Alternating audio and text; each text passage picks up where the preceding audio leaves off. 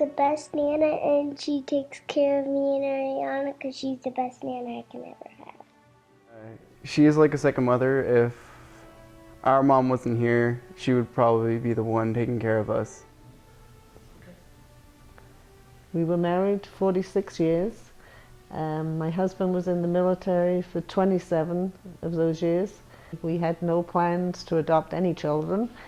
I saw a commercial on TV one night and it said they were desperately in need of foster parents.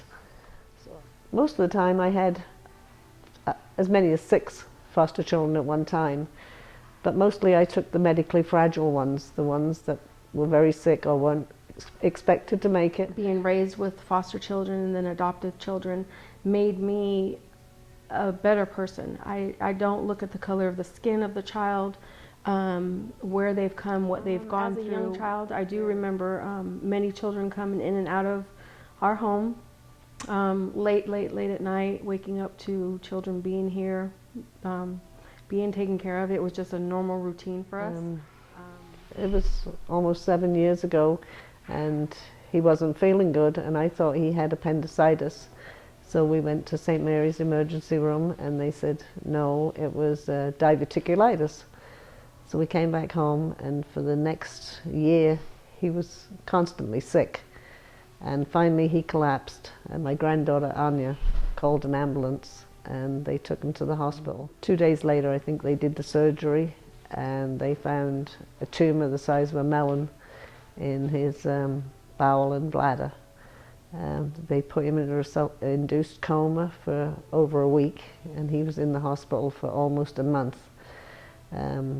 Dr. Nanda, our oncologist, gave him 3 months at the max. He really suffered and he really fought, you know. He was just so brave. He fought to live. And I still kept saying, you know, we had another miracle. He's not going to die. And they said, you know, you need to face reality. He is. He's not going to make it. And I said, oh no, he is. You know, we still have one more miracle left, because all the 6 kids were miracles too. And unfortunately, we didn't get the last miracle. And the last 2 weeks were the worst. And finally, the last week when all the family was here, he fell asleep on Easter Sunday. I got him up Sunday morning and I said, we'll take you outside to watch the great-grandkids do the Easter egg hunt. And he said, okay. And he went back to bed and went to sleep and he didn't wake up and he passed away. He was like the rock of the family. When my husband was diagnosed with cancer, then the family said, well, you need to go and take Dad and do the things that you always wanted to do because we don't know how much time he has left. So we made up a bucket list of things we wanted to do, and as Tracy lives in my other house next door, it was convenient and Tracy could take, you know, make sure they got on the bus for school, and then she would cook their dinner when she came home from school. She'd make sure they took their showers and did their hair, and she was always there for them, and they just love her to death, you know. It's just because my parents like to travel and they like to go places and stuff, so that's when I stepped in as a substitute parent to allow my parents to go and do the bucket list that my father wanted to do before he passed away.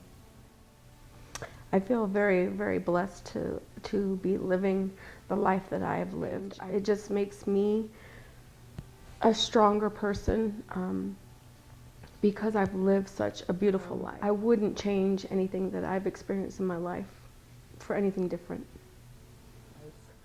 She has a heart of gold. She'd do anything for anybody, and most of the time she does, and she's always totally broke.